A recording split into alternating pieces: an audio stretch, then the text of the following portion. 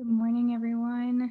We're going to get started in just another couple of minutes, but I wanted to hop on here because I'm at home today and we have an electrician over, and I have a feeling that my Wi-Fi is about to cut out any minute. So I will call back in if that happens. Oh, but Jess, you're all good to screen share. I got on here and changed the permissions if you need that. Okay, great. I didn't know what that entailed. Awesome. Thank you, Rosie. You're welcome.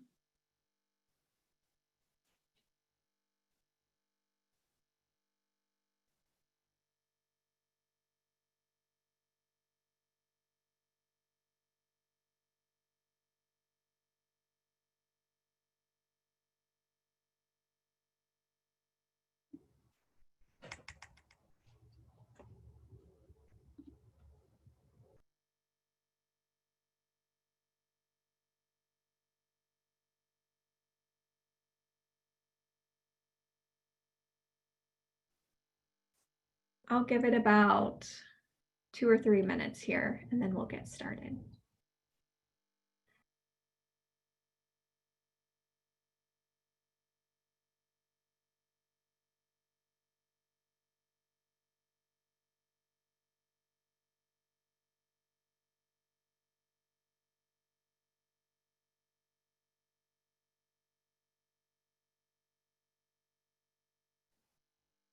I'm in the office up in the loft. So that is this black view behind me.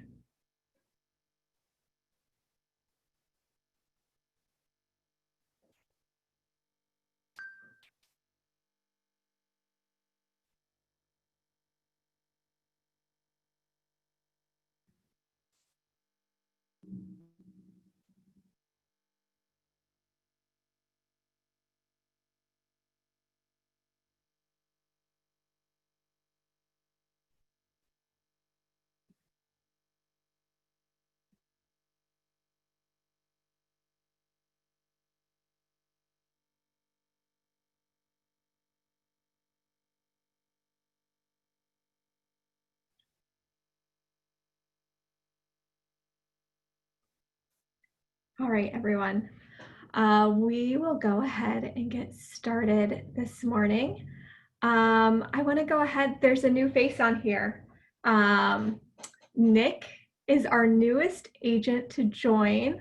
I don't even know if it's official yet, or if that just happened yesterday, but Nick is our newest agent to join Platt. So welcome, Nick. We're excited that you're joining in on this training. Yeah, thanks for having me. Hi, guys. Okay, so you guys know we've changed this up now to virtual. So I'm going to try this round, rather than just talk to you guys, I actually created a PowerPoint.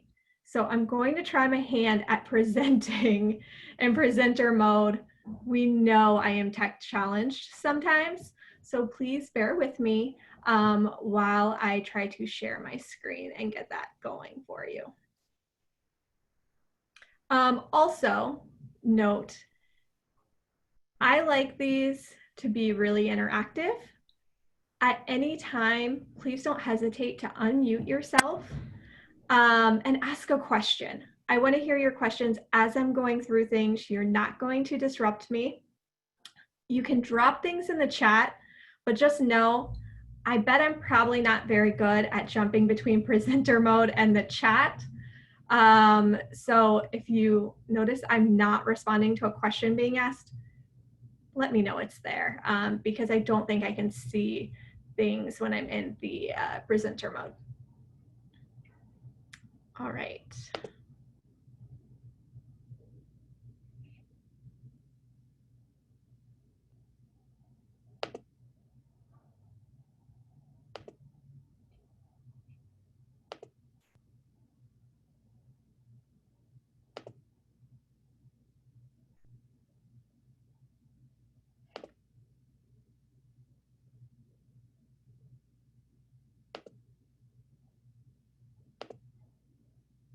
All right, does everyone see, working with sellers.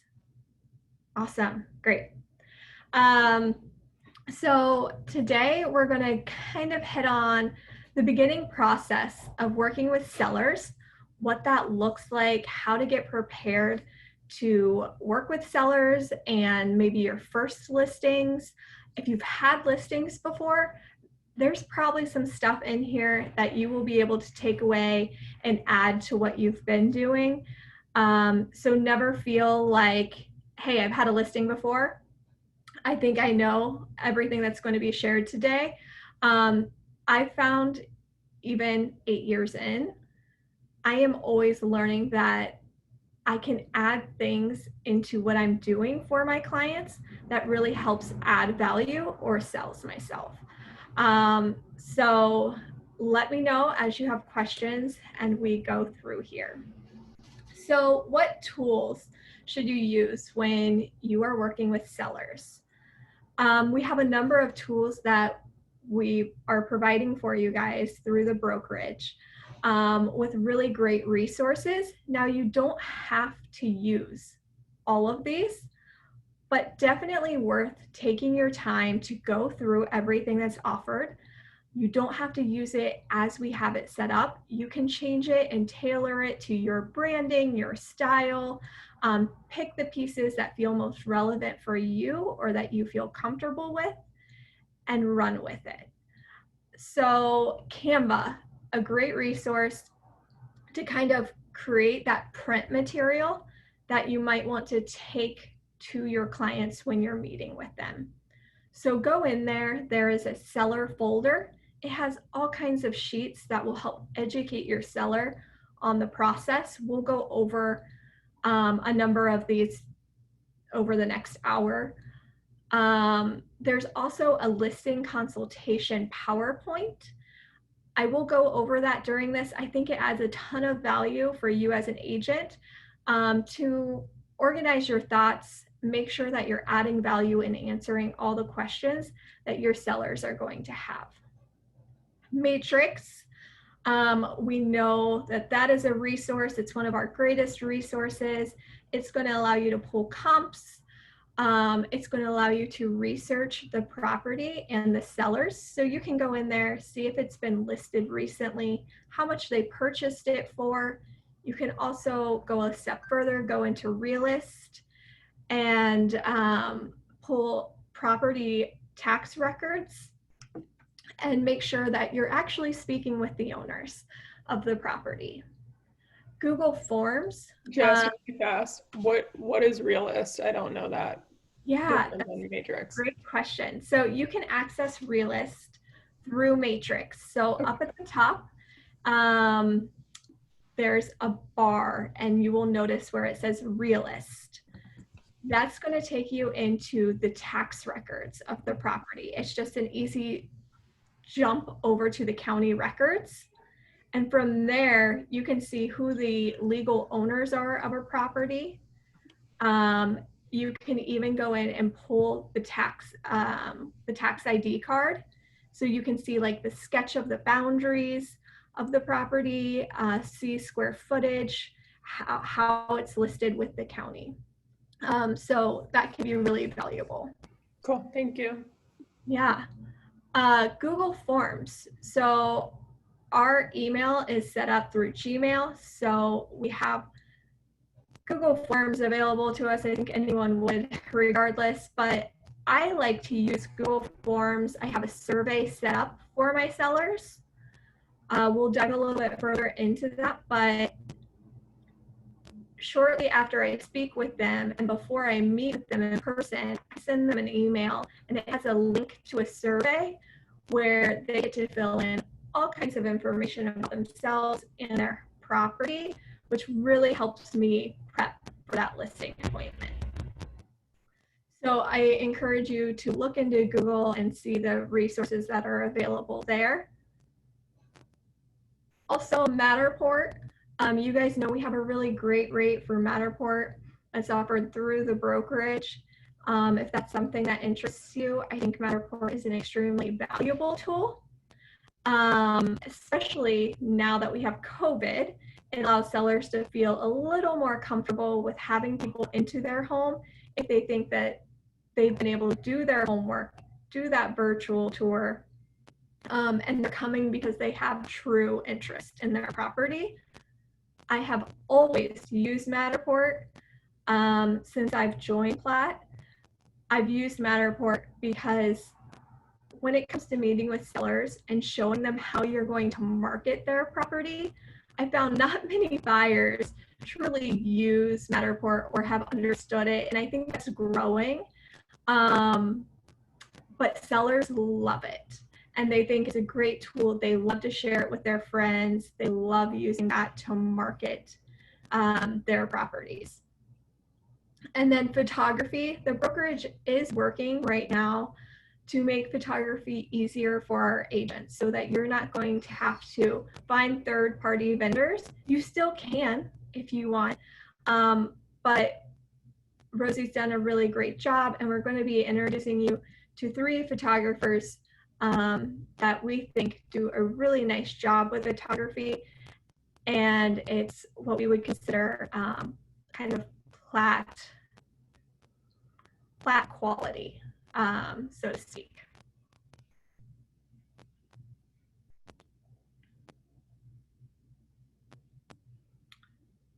So before you meet with a seller, know your process. Know exactly the steps that you are going to take, the conversations that you're going to need to have with your seller. Gather all your materials and be ready before that first seller comes to you, hopefully. So you need to be able to talk to your seller about what they can expect from you as far as timeline. If you've never listed a property, you might not really know. But if you've researched it and you know, okay, these are the materials, I have them on hand, I'm going to need them to answer these questions for me. It's going to take me X amount of time to kind of gather the information, present it to them, and then schedule my photographer and get it listed. I think I can do that all in a week and a half. Then you can at least answer that question. I think that's a question a lot of sellers have, is what can I expect? How long is this going to take? How quickly can you list my home? Or how early is too early to be reaching out to you? My answer to that last question is usually it's never too early. I meet with some people a week before they want to list, and I meet with others 8 months or more before they want to list, and either of those is fine. Again, figure out what information you need from your seller. You're likely going to need utility information, age of mechanicals, HOA info, and what updates they've done to the home. All of these are really going to help guide your conversation. So now you're ready for the seller lead. What happens next? So most sellers are probably going to reach out to you via email or through a phone call. They can call you at any point in the day. So get ready to have that conversation. That's why I think it's important to go through all of these steps in your head and in your preparation. Make sure that you're ready. Get your seller packet together. For some people, that is, what am I going to email my client? For others, it's what am I going to take, like physically take to them when I meet with them. So plan that out in advance. So how do you gather information from the seller and what questions to ask? Again, this is your business. You get to determine this, and it's really based on your style. You can, when someone calls you, and I've done it multiple ways. So when someone calls you, you can simply have basically a sheet of paper that you carry around that has your questions for your seller so that you can jot them down quickly and ask those questions on a phone call. So I've certainly done it that way, where I've carried a notebook and I'm ready for a seller at any point in the day, and I will ask them my basic screening questions, and then I will set up that appointment for the listing consultation.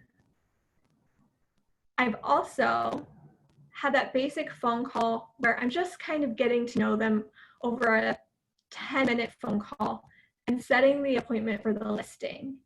And then I send them an email, either asking them those questions or I use my survey link. I tend to use the survey link now because there's a couple of questions that they might not know off the top of their head. I'm going to go through those questions here in a minute on what you can ask sellers and how to prep for those listing appointments.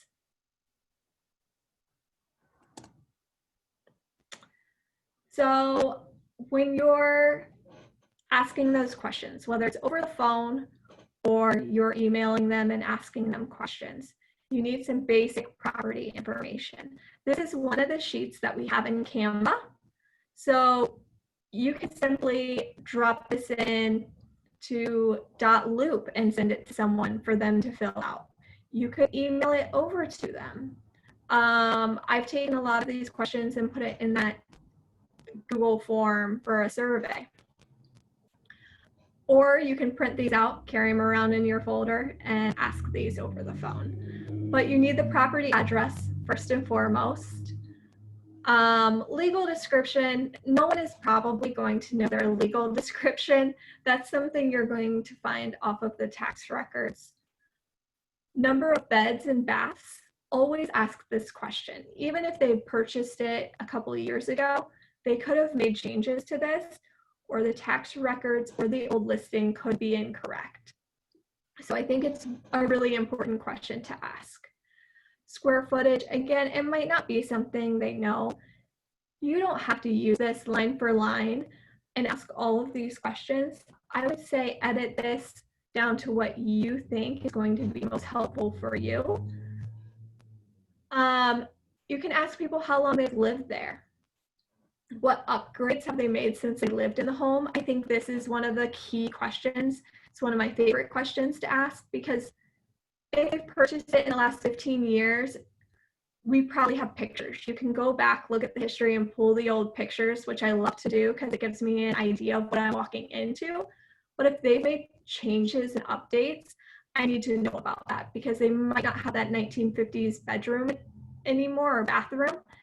And now my comps are going to be off because I pulled everything with dated bathrooms. So really important to know what are the most recent upgrades they've made. You can ask things like age of roof, how old their appliances are. This sheet is actually 2 pages long. I just included the front page here, but I encourage you guys to get in Canva and check out that seller folder. You'll see more of these questions. One of my favorite questions to also ask is how much do you want to list your property for? This doesn't mean I'm going to list it at that price, but it prepares me for the conversation I'm going to need to have.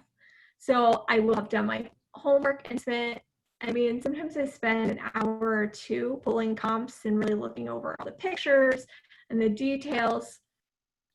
And I can really prepare myself for, okay, they want to list, I had one recently, they wanted to list 100 grand over what comps for listing for.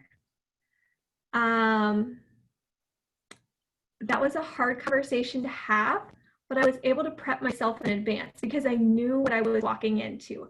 I knew where they wanted to list it, and I was able to show them great data and have wonderful pictures of all the other listings and kind of go through and guide them in the conversation so that I kind of steered them into like, see the value here, see where these houses are listed. I could still see the shock on their face, but they knew exactly where I was going before I even got there. So that's a great question to ask. I also ask people, what do you owe on the home? I like to educate my sellers. I like them to walk into the selling process eyes wide open. So people don't sell every day. They don't know the costs of selling, right? So I do a net sheet every single time. I take that to the listing appointment with me. I usually put it in the very back of the folder so that I get to that last, but it shows them what they're paying a realtor, title fees. I even go as far as to add estimates for a home warranty if they were to pay buyer closing costs, and also inspection items.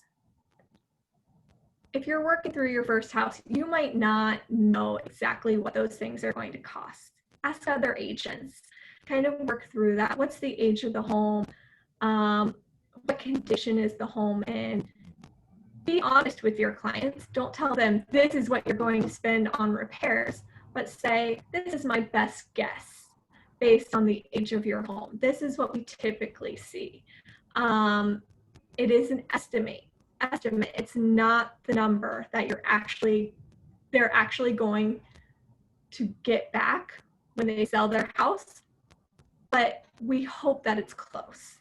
So I just think educating them, sharing that with them, allowing them to prepare is always key.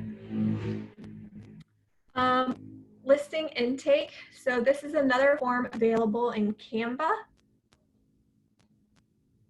It asks some other questions that weren't on that last sheet, which was the property detail sheet, I think. So tell me about your current home. On a scale of 1 to 5, how would you rank your home? I love that question. It kind of gives you an idea of what they think about their home. A lot of what we're going into, it's all about talking to the seller and trying to get them to see what buyers see. If they've lived there for a number of years, if they've done a lot of updates, they might think their house is the absolute best. And sometimes we have to talk them back. So it's always good to know, again, what you're walking into. Does your home have notable features?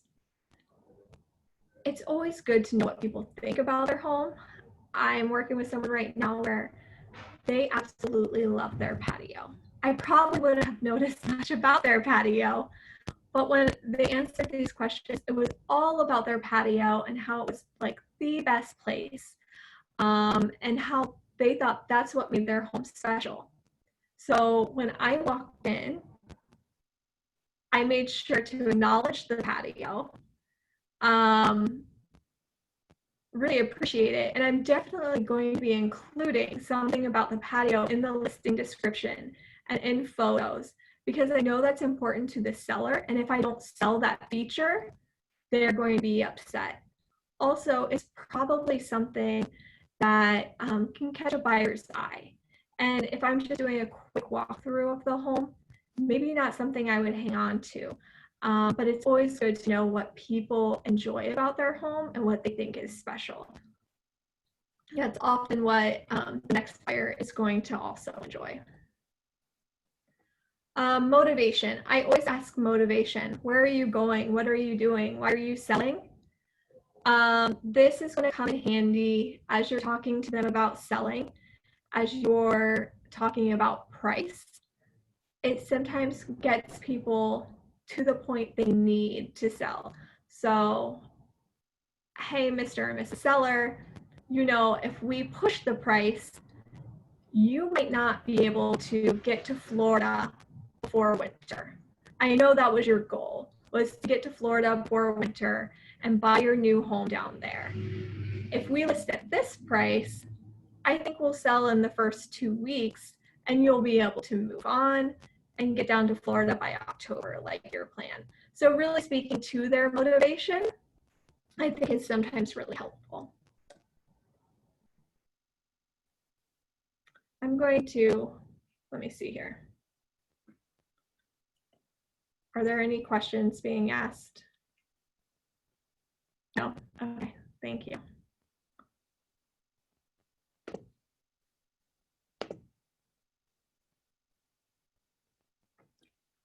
All right, So we went over what information to ask.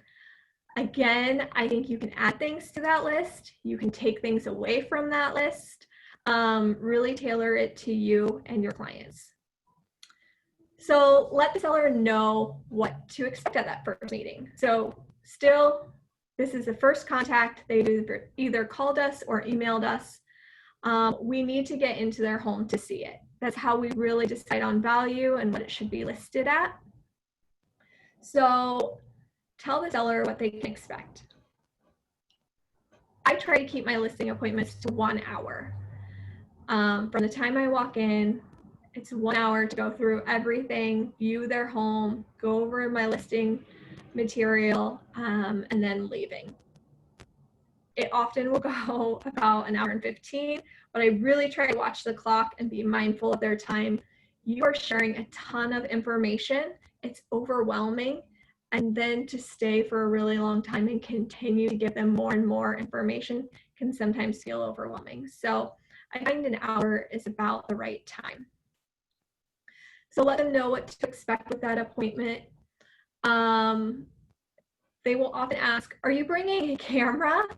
Are you going to be taking pictures? What does my house need to look like? And I tell people, please don't have your house show ready. It's okay. Don't stress about this. I'm going to be walking through, but I don't care if there are dishes in the sink.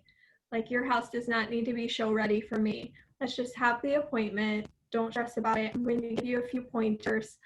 And then we'll be talking about getting your house show ready. Tell them what information you need from them before that first meeting. So if you're not asking them these questions at that time, when are you going to ask those questions? And do you need them before that first meeting?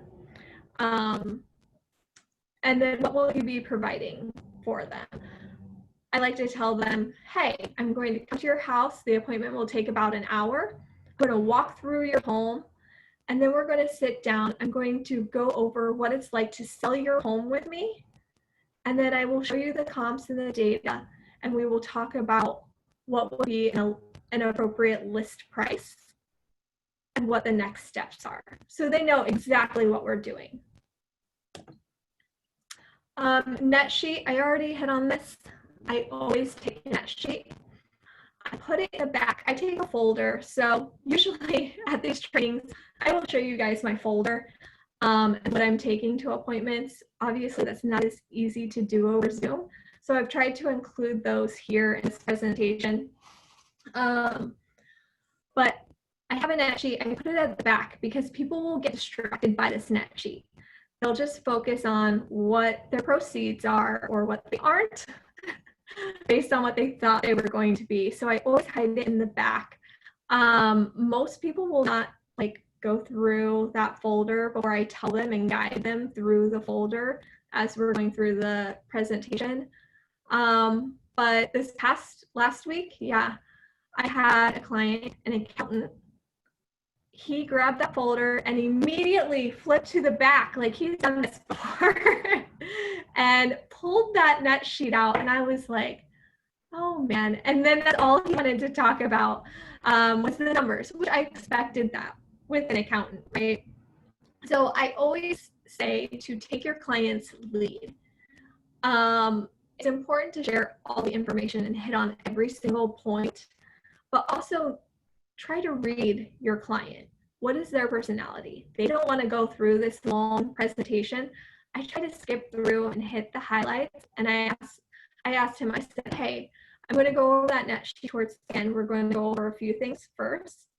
I'm going to hit on that because I know that is the most important thing to you. And he kind of tucked it back in and let me do my thing. But I was sure to kind of speed through and get to the numbers because I could tell that's what was most important to him.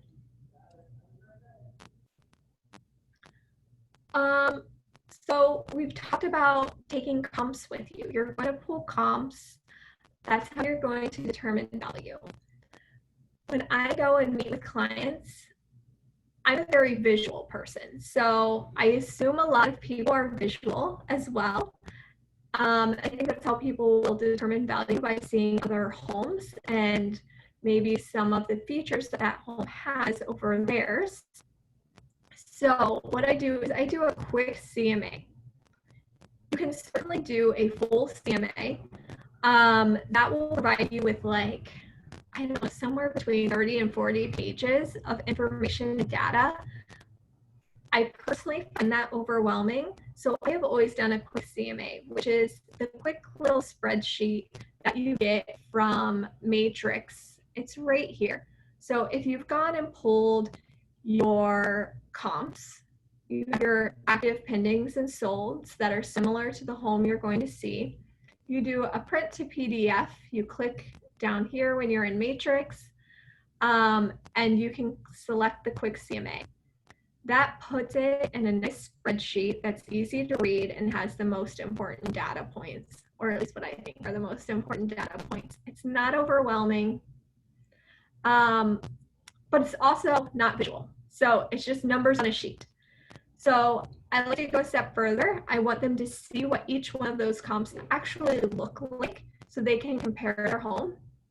So I also pull the consumer photo gallery, which is right here. You highlight both of those and print as PDFs. I print it and take it, and then I save it on my computer. Pre-COVID, I would turn my computer around and just let it scroll through the pictures. And I would say, here are the comps. These are the homes most similar to yours. What are your thoughts? Which house do you think is most similar to yours? And that would really help us narrow in on value. Now, if someone is thinking their house is $100,000 worth $100,000 more than what you think it's worth, I think this exercise is extremely telling. So this is what the consumer photo gallery looks like. It shows every photo that is attached to that listing, and then just gives you like the quick data on the property. So they just scroll down through that, see all the beautiful pictures. You can also use the time if you see a lot of phone pictures or crummy photos or listings that have 1 or 2 photos. You can use that time to kind of talk about, hey, I'm going to use professional photography.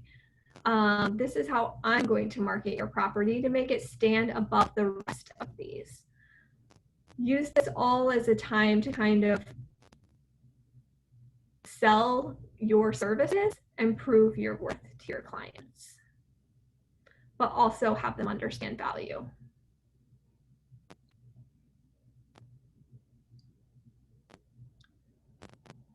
All right, so the listing presentation. I typically walk in at a listing appointment and I ask to set my stuff down at the table. And then I ask if I can take a tour of the home. A lot of agents do this in different ways. Some agents will say, I'm going to take a tour on my own, just like a buyer would with their buyer's agent without you here. Do you mind staying here in your living room and letting me take a tour of your home? I usually ask them to give me the tour. So they're showing me around, pointing out some of the things they might think they need to do. They might be asking me questions on what furniture do I need to move? What do I need to paint? So I use the time, I try to keep it brief. And if there's a ton we need to talk about as far as changes that they need to make to lists, I will cover that at a different time, but I do think this is a fine time to kind of give them some quick pointers and walk around the house and answer their questions. But they're going to tell you what upgrades and changes they've made, give you little details on the house. So I think it's a really important time to take them with you and just sit back and listen and get as much information as you can. It would be completely fine to take a notebook and jot down notes so that you have those things when you list the house. After I walk the house and kind of go over these changes or suggestions with them, then we do a listing presentation. Now, I've not talked to them about staging. I've only talked to them about like little pieces of furniture they might be asking about while we're doing our tour. I'm going to probably talk to them about staging and bigger things that I think they might need to do. during that listing presentation. That's when I guide them through the process of selling. So listing presentation, it does not need to be a PowerPoint. I do use a PowerPoint. I have since I started. It keeps me from rambling, make sure that I'm hitting all the important parts that I need to hit on and not forgetting anything. It just guides my conversation. You could just have a folder and have information that you're going through. I know some teams have booklets that they go through. There are a variety of different ways to do this. Again, no right and wrong. I think the most important piece is to make sure that you are giving them all the information they need, hitting on all the high points, not forgetting anything, allowing your client or potential client to get the education they need to make decisions, and also selling yourself, right? So I also suggest going over a listing contract and what that is. It's going to allow them to ask questions and you to ask questions like, are your washer and dryer included? Am I writing in all the appliances? What types of things are included? Bathroom mirrors are included. That's important to note. If you just don't mention that and your clients are assuming they're taking them with them, they're going to be really upset like right before closing, and that is not what you want to happen. So that's why it's so important to kind of like hit on all of these keys. You're also going to be sharing your work style at that point.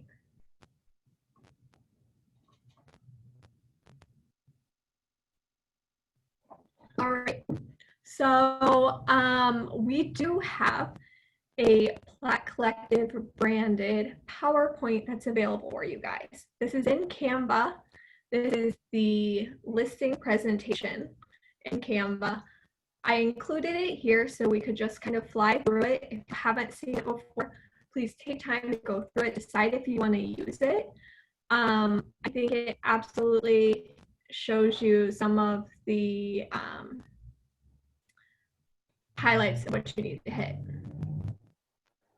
Rosie, Jess, if your clients are wanting to take the mirrors with them, you can write that into listing. Great question. So one of the new rules here in Indiana that they just changed the listing contract in January is that you shouldn't be excluding anything if they are not including the light fixture that they've installed that's from their great grandma's house or the mirrors.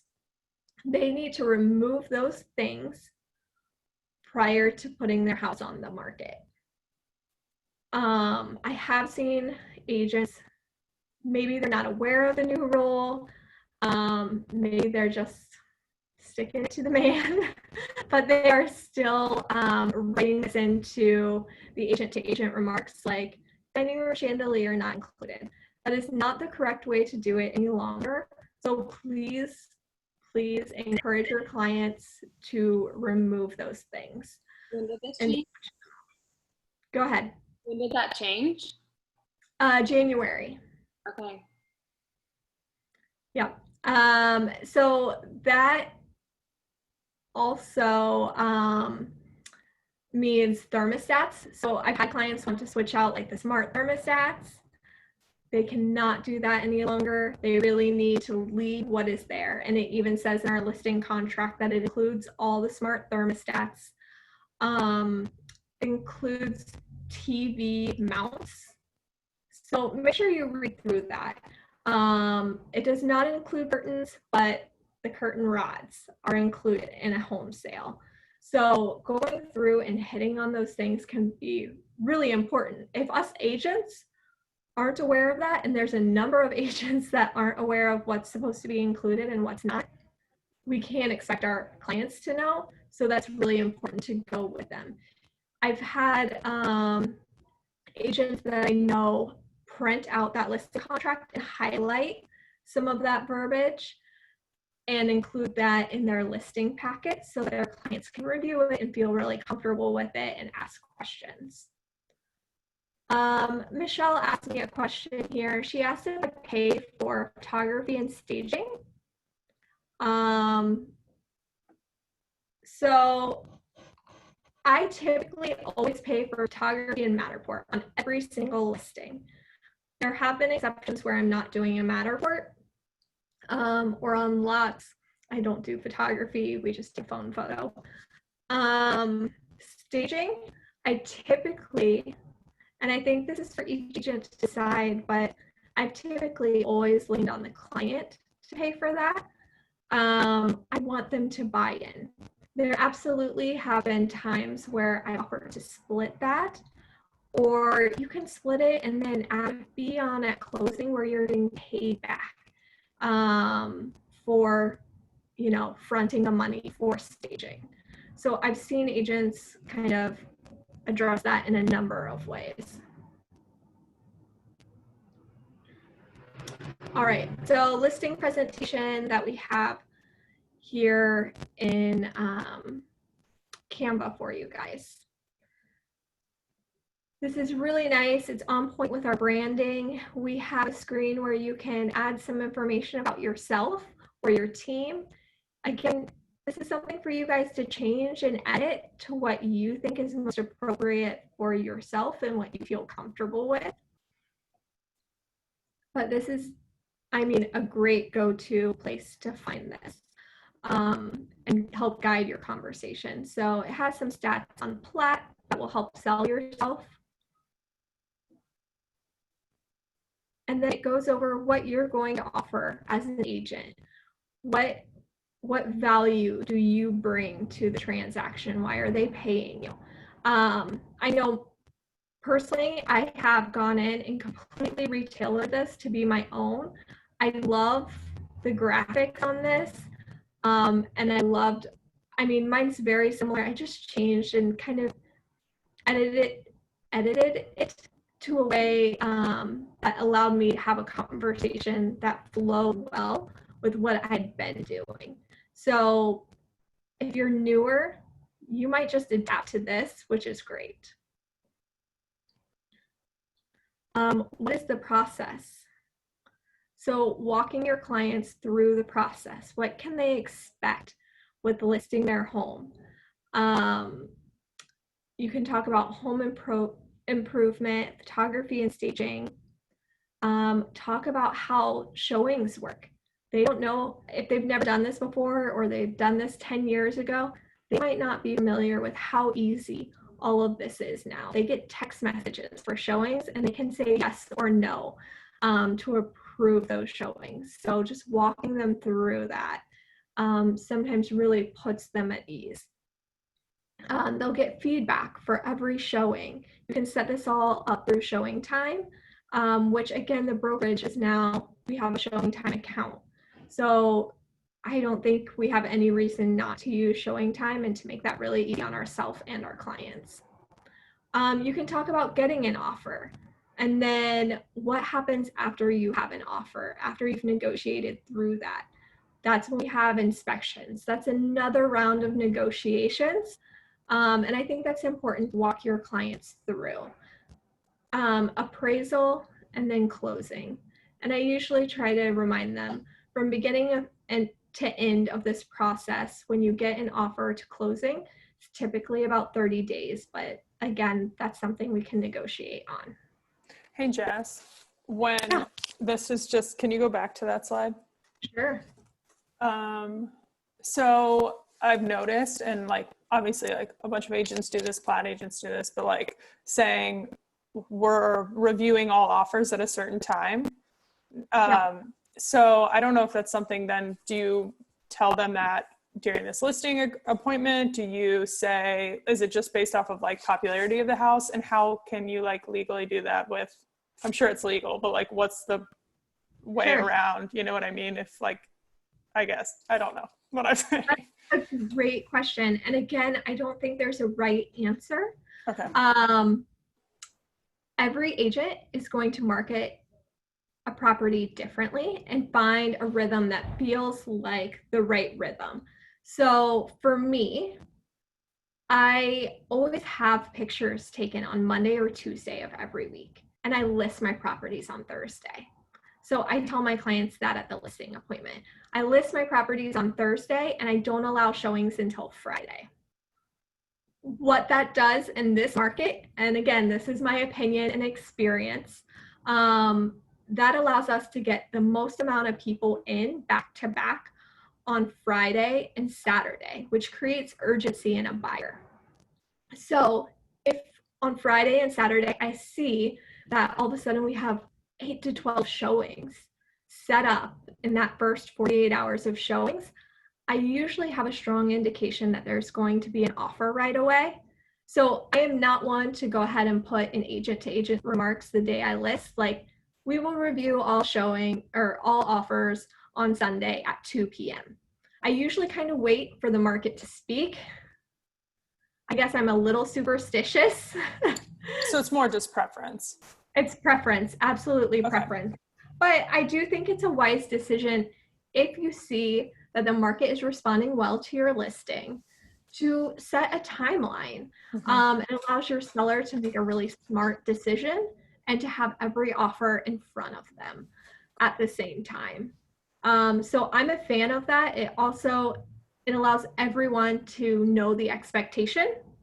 You're not running up against the potential of someone's scheduling a showing, having a showing, and you have 2 offers on the table and you never communicated to them that, hey, my seller's making a decision by 5 o'clock on Saturday, and they're walking out of the house ready to write an offer.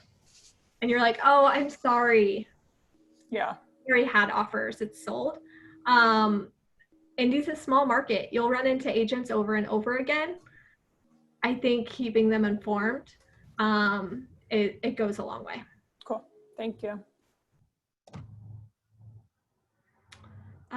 So what the seller should know, the cost of selling a home.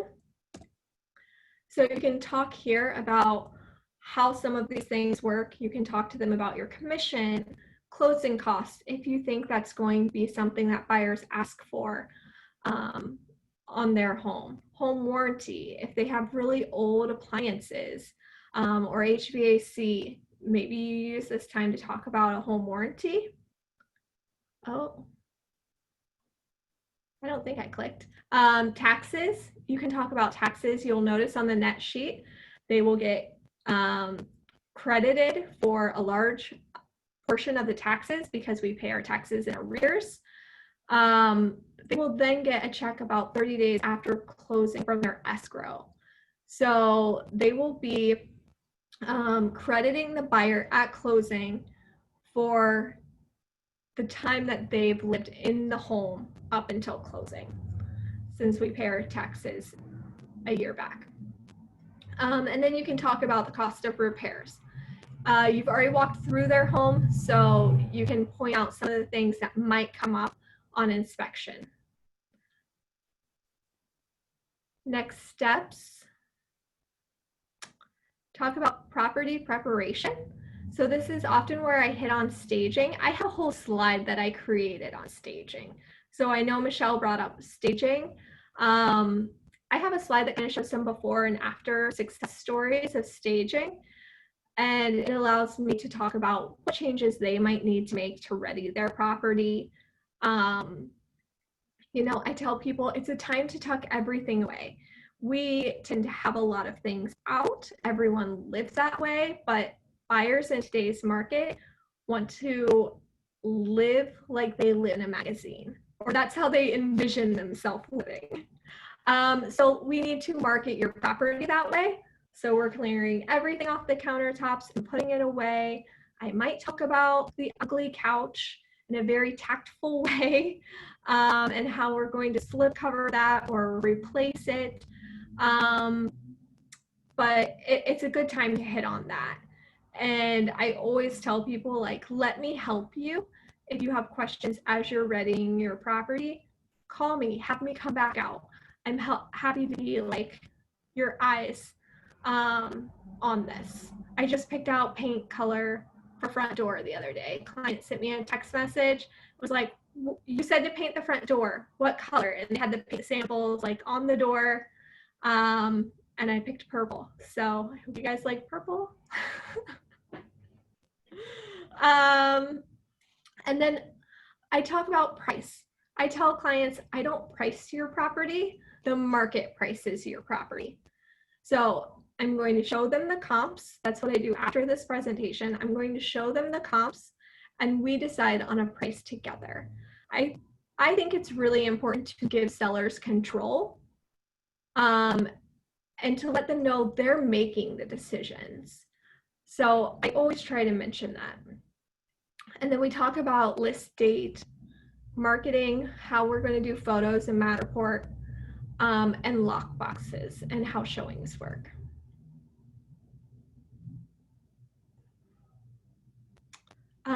Selling price is a function of the real estate market. So that this allows you to go into further conversation about price and how you're not pricing the property. I always recommend giving a range and letting them choose and talking through the options. Like if we price here, this is what we expect. If we push price, this might be what you expect.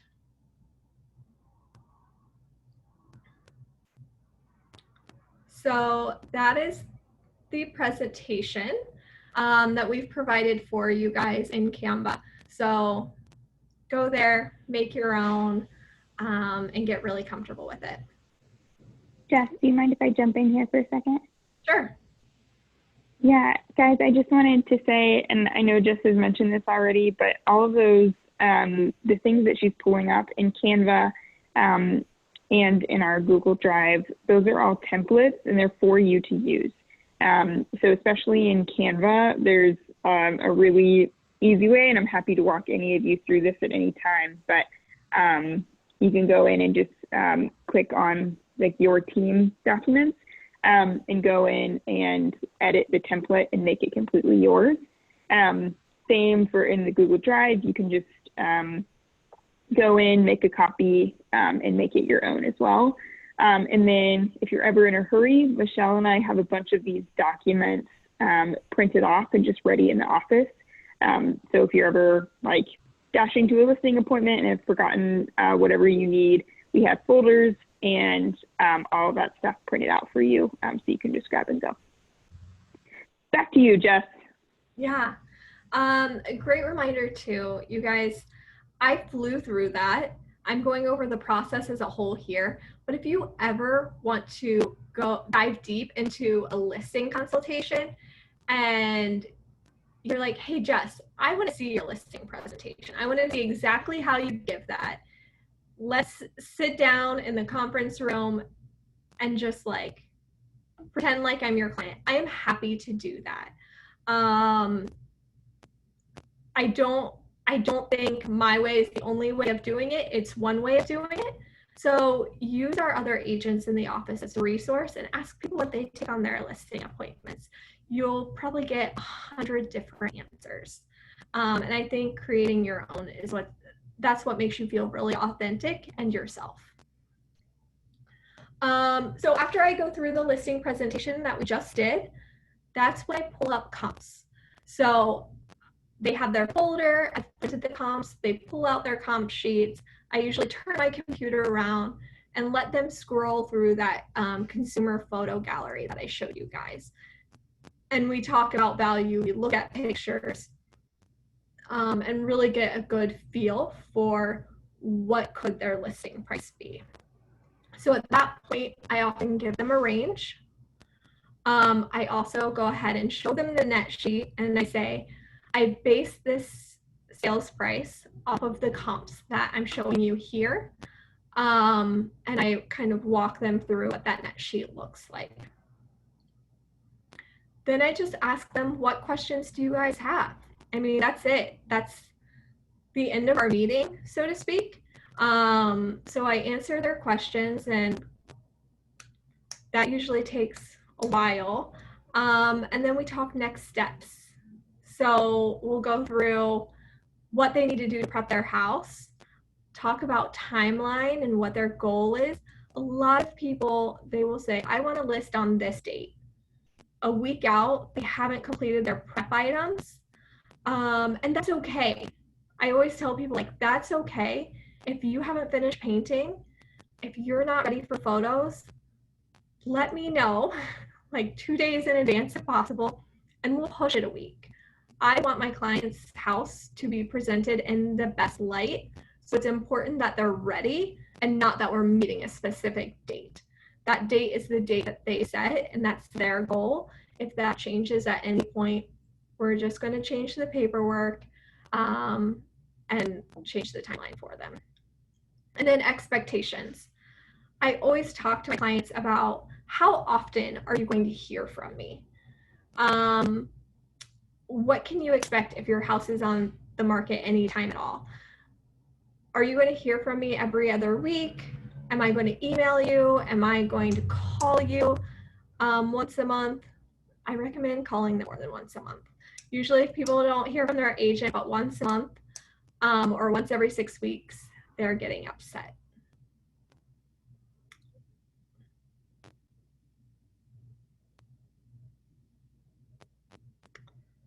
So listing the house. I saw something pop up in the chat too, and now I can't get back to it.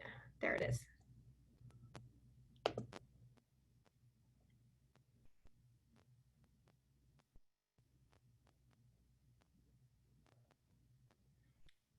Right, clear cooperation. Great. So clear cooperation, you need to not have a listing contract. My board recommends not having a listing contract in place until 2 days prior to listing.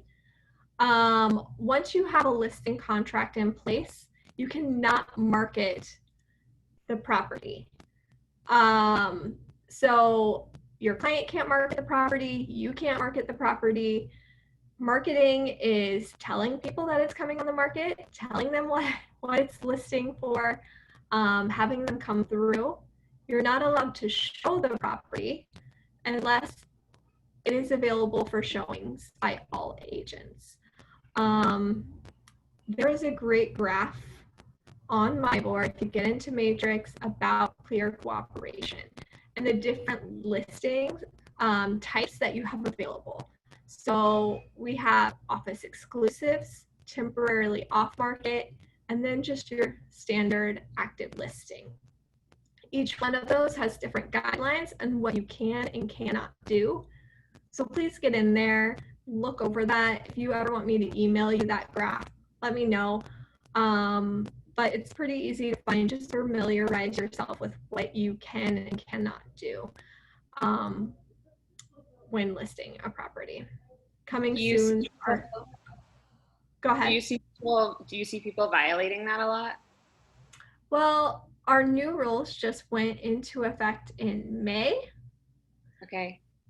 And they haven't started issuing violations yet. I think that starts this month. So yeah, we see people violate it for sure. And agents will tell on other agents. So if they see you put a coming soon sign out front, they're going to report you.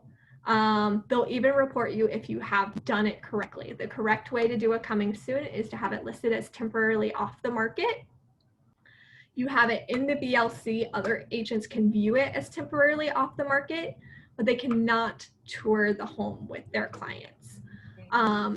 So that allows you to put marketing out there, allows your clients to start to tell people about it, but no one is allowed to walk into the home and tour it until it is active on the market, available for everyone to see. I think that's maybe the biggest change, or maybe the number one thing that you could create a violation on yourself is not following those rules right there. So send the paperwork to your client. You're sending the listing contract, lead-based paint, seller's disclosure, our office policy, and for right now we have a COVID addendum. This allows the seller to acknowledge that you are going to be showing the property and they are okay with that. If at any point they have COVID symptoms or test positive for COVID, they will notify you and you must notify anyone who's been in the property. So this is kind of a protection for us as a brokerage and you as an agent. Add the listing, I misspelled matrix there. Add the listing to matrix and set up showing time. So once all of this is in place, you can go ahead and add listing to matrix. You can have it in there in editable status for weeks. I often, usually at least a week in advance, get a property in there, and I'm editing and going in and kind of changing things, making sure I have all my ducks in a row, like all the information correct before I actually send it live on the day I'm supposed to. And then keep up to date with the seller. So like I said before, touching base with them if their property is still listed in 1 week, 2 weeks, 3 weeks, have a plan in place of how you're going to touch base with the client. What kind of data are you going to give them when their house is just sitting on the market? And how they're going to view the value that you are adding at that point.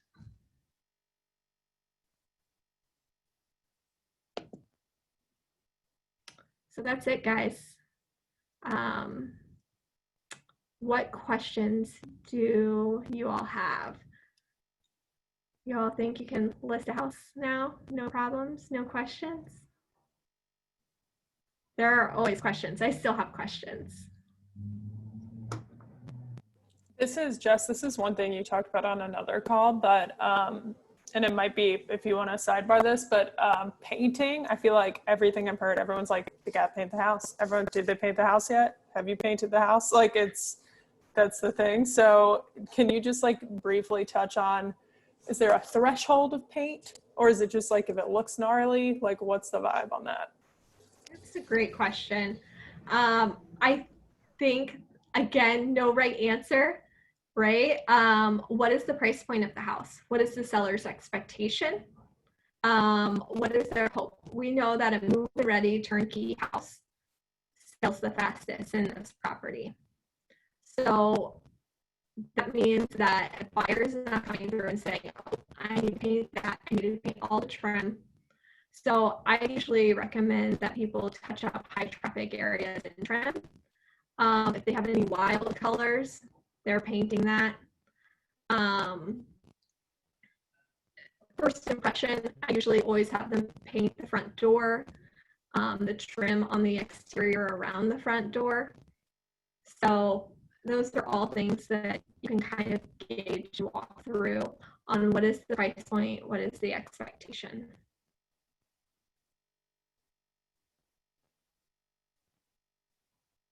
What else do you guys have?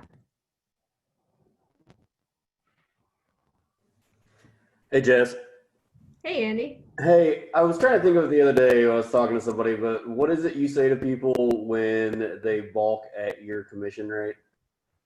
You said it on another call a while back, and I cannot remember if it's good. If I can't negotiate my commission rate, how am I going to negotiate the best price for your property?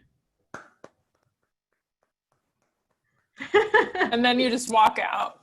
You Love just it. flip a table and walk out. Flip the table. Yes.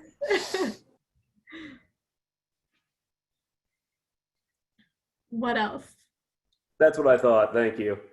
Yeah, Do you feel absolutely. like, I mean, I'm assuming almost everyone will push back on that unless they've worked with you before, or if you're like new or anything.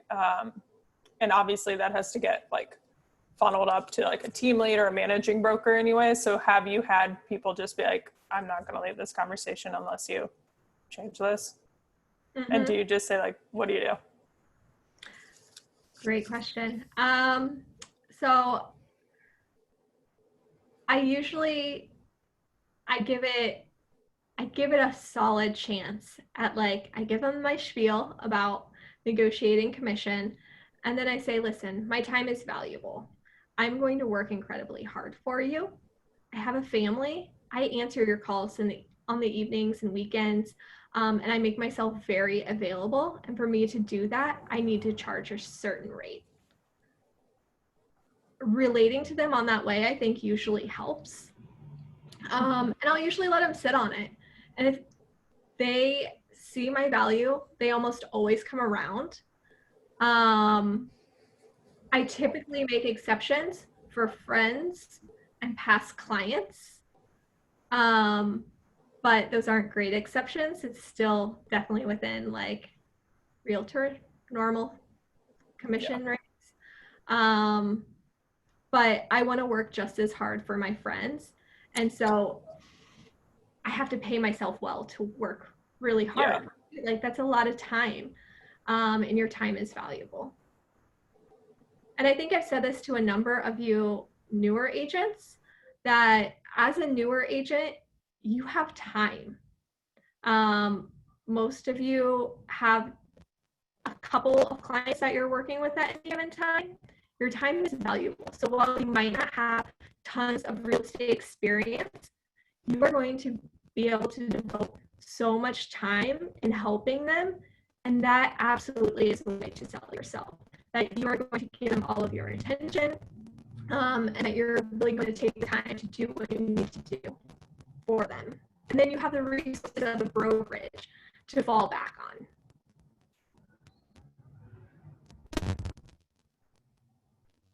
All right, you guys, we've hit 10:05. Any last questions before we hop off here?